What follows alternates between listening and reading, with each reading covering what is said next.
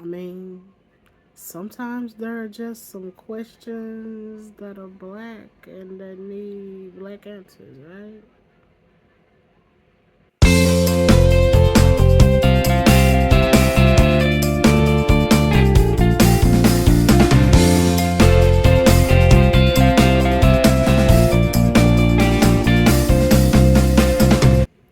Greetings and salutations. Hair covered, face wash, body covered. Greetings and salutations. This is your girl, Outspoken Diva. Um, yeah, you already see flubness. So you know what I'm doing, right? And you know I'm doing this. So y'all know what I'm doing. I'm answering your questions. Yes, my voice is probably low. A previous video, I let me know now. I am got the crud, so yeah. So, yeah, I'm getting over it. I mean, I feel a lot better, but yeah, and I'm bored. Uh, so yeah, let me hop on here and answer some questions. These questions are geared towards black culture, I guess we can say. Um, I've been holding on to them for a couple of months. Yeah, they came out end of November, beginning of December. So yeah, I've been holding on to them because. So yeah, they're themed this time. So yeah, they've already been answered. I mean, I've already answered the people who sent them, but I didn't do a video. So I purposely waited until this month. You know what this month is. You see the date. So yeah, let's get started.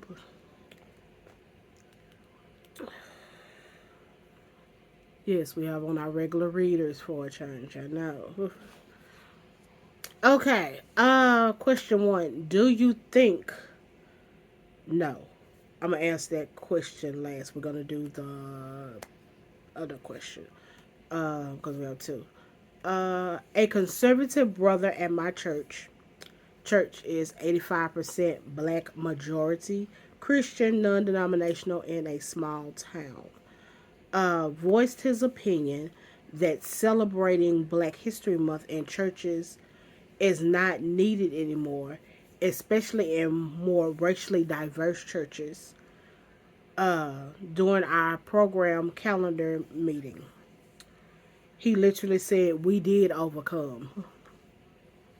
No one debated him. We all just ignored him, and we're still celebrating Black History Month. Do you agree? And if not, what would you suggest we do to change his mind? Uh, no, I don't agree. Let's go on and say that now. I do not agree. Um, for most of my life, I live life in a bubble. Except on Saturdays. Like, I live in a black area. I've always lived in a black area. Well, except for college. My home is in a black area. Okay. Went to my elementary school was uh, a lot of blackness. I mean, it was full of blackness. Some of the things that how they taught us that we were black and be proud of being black.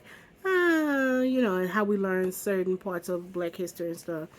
You know, you don't, sitting kindergartners down for a whole month and no, every grade, but you're starting in kindergarten, you sit down every day for an hour every month and watching Roots. Yeah, may not be the wisest thing to do, but hey, okay. And explain a 5-year old outspoken diva that Kunta Kinte and the guy who's teaching me from how to read from Reading Rainbow are the same person. And well, oh my God, so I'll explain that. But and then on the weekends we would go to the grocery store. Well, we went grocery shopping outside of our neighborhood because yeah, I live in a food insecure area, and yeah, that's when I saw people who did not look like me. For the most part, there were people who did not look like me sometimes in our neighborhood, but I also grew up during the crack boom, right? So yeah, that's why they were over here. So yeah, um, So, yeah, on the weekends, at the grocery store and at the mall and stuff, you would see people who did not look like her. But that didn't seem to outright overt racism was I didn't see that then. I didn't see racism. We had maybe a story time we'll talk about the first time I was ever called the first and only time that I know of that I was called the N word. Maybe I'll talk about that. So and then I didn't go to school with white children or children that were not uh black or Hispanic until I got to middle school. And even then I was still at a school where the student population, I was not in the minority. I was still a majority. But I will say that I don't remember like the Black History Month program. If we had a program, I know there was some Black history taught to us because I had a math teacher in February. She was my math teacher, eighth grade, seventh grade, and eighth grade, and we had to do a report on someone a black. We had to do a mathematician every month, every 6 weeks. Well, anyway, well, in February, she made us pick a black mathematician, so yeah, that was her way. And then, of course, our English teacher, well, it wasn't called English, it was called language arts. Uh, you had to do the poetry and stuff like that. So, okay. Then in high school, I was back to it was high school, and I mean I went to school with everybody by then, but I was still the majority. So that's why when people were telling me that I needed to go to that whole I needed to go to a HBCU school didn't work for me. So because I mean I was never I'm gonna land this somewhere in a minute. Hold on. Because I was never, a minority anywhere. So, not until I got to college. So, but in those times where I don't remember black history being taught to me and stuff, there was always the church. I know the first stanza by heart of Lift Every Voice and Sing like nothing. Like it's ingrained in me because of church.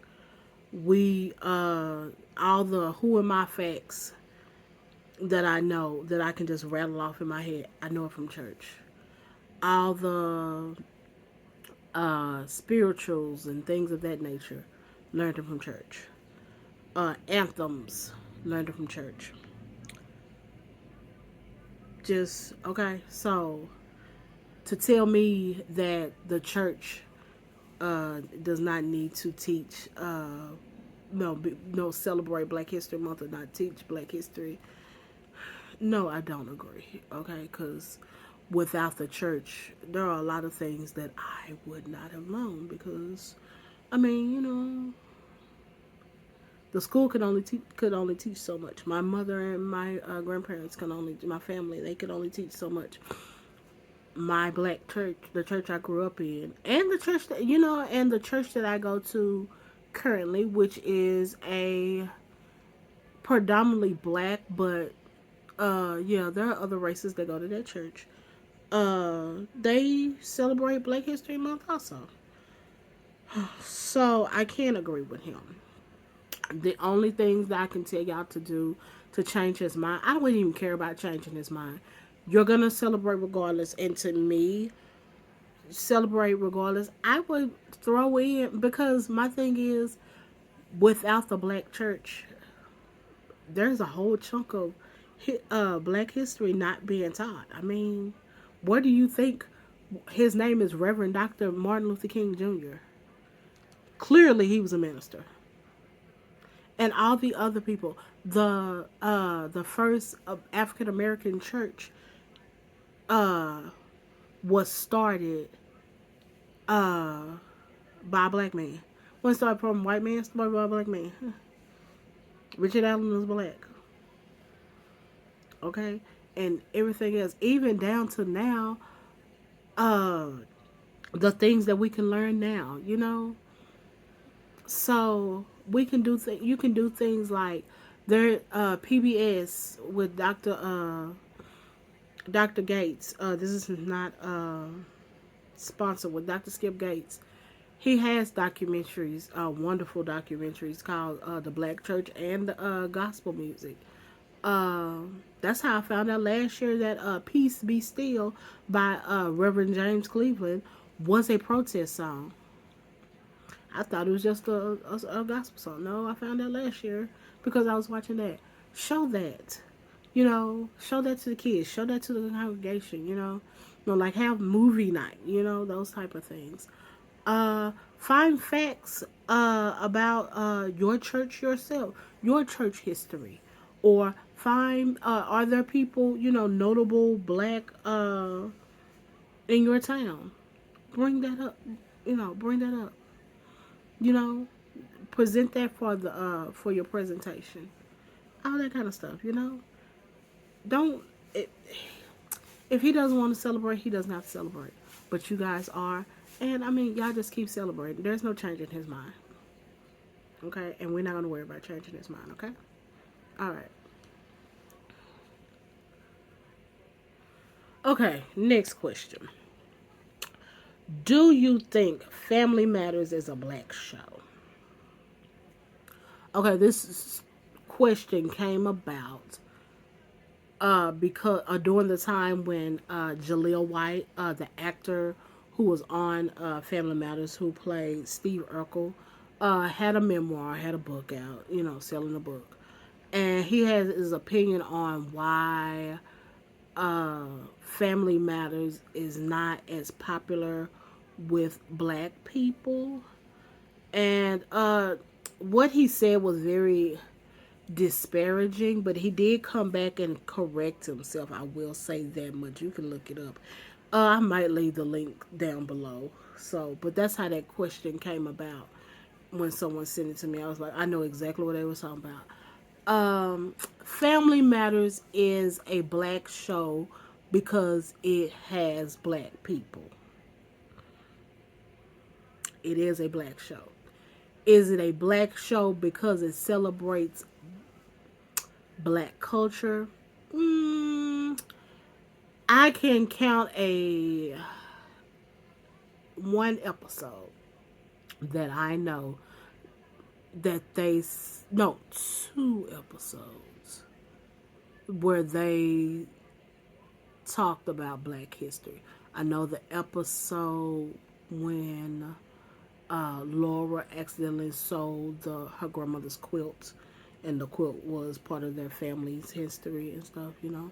And then I think there was an incident in the school lunchroom with the race, different races and stuff.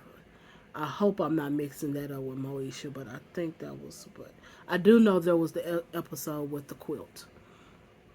Other than that, I'm not gonna say because they had more white writers and all that kind of stuff. No, but I will say, Family Matters is a American family show that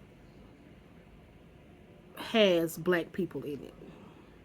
You know, it's a black show because it has black people, but it's a black family, but it's a show about an American family. They're just black. Okay, that's all I can say about family. Does it speak to the culture? No. That is the difference between, to me, well, one of the difference, but that's the difference between, because you could say, well, the Cosby Show. No, because the Cosby Show did little, art, and different guest stars and things of that nature that were on. Family Matters was a black family in America because they were, but they were just like the Tanners on Full House, the Step by Step family. They were all part of this TGIF, and it was colorblind. You know, they were all going through the same stuff. So, yeah. But is it a black show? Yeah, because it's black people. There. It's not that I don't want to be. Black folks don't know. these black people did because they were black, but no, it's a family show that just with black people. But yeah, it is a black show.